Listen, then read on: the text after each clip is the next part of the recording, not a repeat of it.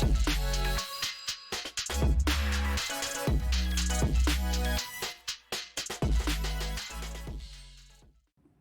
guys, welcome to the episode 2 of Finance Talks with Ahmed. My guest here today, he is the finance guy himself, Mr. Vignesh Sivakumar. Done 6 professional qualification. My God, I was happy just doing one, but 6 professional qualifications being ACCA, CA, CFA, and quite some more. So, sir, how do you feel to be here today? And especially, what's your motivation to do so many qualifications?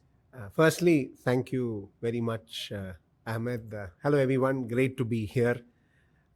Thanks to Ahmed, I had a haircut done today as well to look smart on the podcast. You definitely do. Really glad to be here.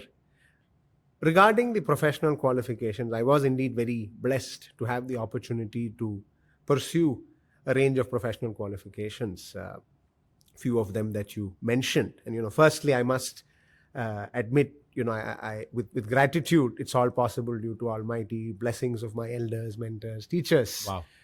Never forgetting that. What gave me the motivation to do professional qualifications? In retrospect, I would say at that time, I didn't think too much about it. It just made me happy. We do things to be happy. Different things thrill us. And I know you might find this a bit awkward, but passing exams did thrill me. And I started off with a qualification. I started off with my CA and ACCA parallelly.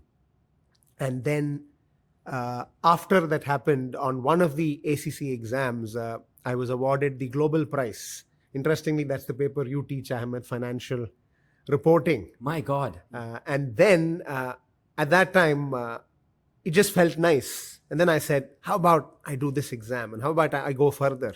The recognition, the Yeah, motivation it just that felt comes from- nice. And that's the reason I did the exams then.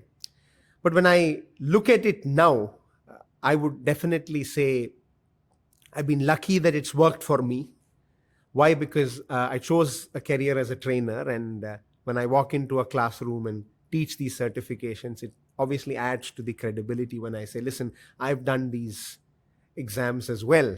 So come on, you can do it as well. And can I just add, it still is a matter of thrill. It just gives me a lot of excitement. Even now, when our students write exams and pass exams, we've had nearly 3,500 plus students go through our doors. My God. And it thrills us. Every single person sending a WhatsApp message saying, sir, I'm an affiliate, I qualified. You cannot believe the excitement that we have. I always say this, as a student, I was not so afraid of results as much as I am now as a tutor. Because that time, at least, it was just one pass or fail. But now when you have 50 students in a class, you're waiting for those 50 texts and every single student you want them to pass. So 100%, that is a lot of motivation. Absolutely. And if I may add, the results are obviously important and gives us a thrill. But I think why professional qualifications? When I look at it with a bit more of maturity, not just doing it for fun, but when I think back, why professional qualifications? Well, I just think it challenges you and brings the best out of you. You obviously want to surround yourself and do things that challenge you and bring the best out of you. You don't want to be mediocre. Right. And I think everywhere there's an increasing realization that professional qualifications, particularly in the finance accounting domain, is the need of the hour. Accounting, academic certifications, a college degree, unfortunately is not skilling you up enough for the workplace. And everybody's realized that. If you look all around, even academic institutions have started saying, we want people to be doing professional certifications alongside or after their graduation. Right. It's become the need of the hour. The employers are asking for it because it's not about the destination. Often when you're a student, you think passing the exam is my end goal. But when you look back, it's not passing the exam. It's the journey you went through and how that transformed your thought process. You become a better person. You Right. think more strategically. You think of what matters to a business. And that's what I would say is the biggest takeaway from doing these certifications. It's not about having a few letters behind your name. It's how it challenges you and prepares you for the real world out there. And if I may add, for the many students who may be aspiring to do a professional qualification or two, the workplace will challenge you, work will challenge you. And these certifications, they essentially act as a training ground to prepare you and give you that mental training to be prepared for that crazy world out there. So Indeed. nothing intimidates you. Once you can go through these exams, you're mentally prepared for a lot more out there. Well, that is true. So you said you did these professional qualifications in the flow, one after the other. So now, coming down the line of so many years of experience, would you do anything differently if you go back in the past? Good question. And as I highlighted, I was very lucky that I chose a career as a trainer. And hence, it's worked very well for me. However, if I were to give advice to people, and people come up and say, what certification would I do next? My advice would be, you must do a professional certification, do one, and then take a bit of space and reflect on the career path. The focus has to be on specialization. If you're building a career in taxation, go and do something in tax, a short certification, a professional certification. If you're doing something in management accounting, go and do something on those lines. So luckily for me, it's worked out because I'm a trainer. But had I been in a different role, you could argue that I probably spent some time doing a qualification that I never really used. So if I were to give others advice, I would say, well, do a professional certification. It challenges you. It really brings the best out of you. But then before you do a second and a third, if you do enjoy it, continue learning. Learning is a lifelong exercise. But make sure you focus on a certain domain expertise. You will have a specialization. I want to go down that route. And maybe that takes a bit of time. Do a few internships, clarify what excites you, and then chase that with unrelenting passion. Talking about excitement, I started ACC out of pure excitement, and that's how it has been all these years. But everyone says this about you, sir, that you have excitement for each one of the qualifications you have done.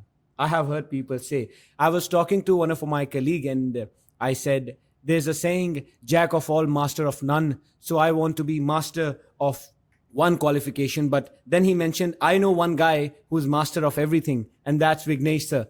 So how do you say that? How do you manage to have interest in all of these qualifications at the same time? I don't think it's interest about the qualification, right? Because you are absolutely right that it's better to be a master of one than a jack of all trade. And you are master of all, by the way. Well, that's probably a bit of an exaggeration. What I would like to sort of have mastery over is getting people through exams.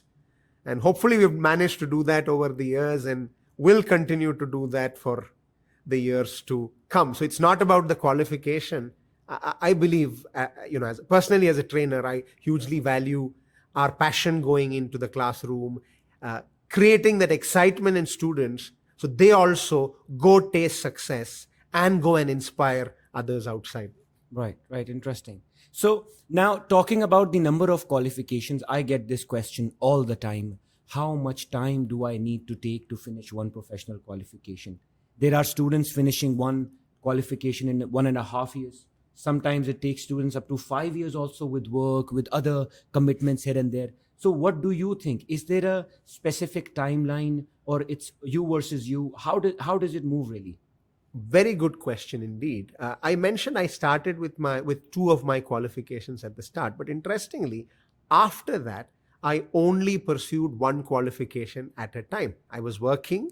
You had to be sensible about what you're able to do and then do things with a lot of focus rather than stretching yourself, because you've got to be happy doing it, right? You've got to be excited doing it, not stress yourself out unnecessarily. So my advice would be focus on one, do one at a time. I started with 2, but that was just the start. After that, it was always one at a time, just continuously learning. And that worked. And I think that works for most people. When you try to do too much, nothing happens. Correct. So focus on one, get it done, and then you may continue the journey for as long as you want. And I think the pace depends.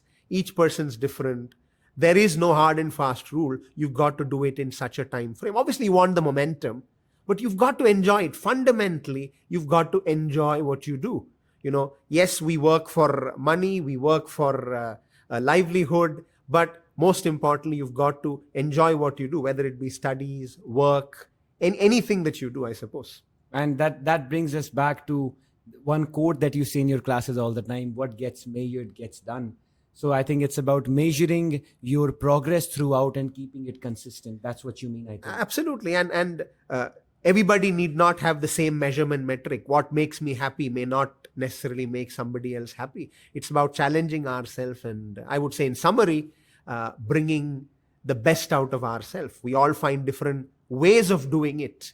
And for some people, it might be that a professional qualification challenges you, brings the best out of you, and gives you that thrill and happiness. So, very true, very true. The professional qualification actually has to grow in you, train you. Very well said, sir. And this was Vignesh Sivakumar, sir, talking about professional qualifications. I will be back with a lot more. See you then, and take care. Be safe.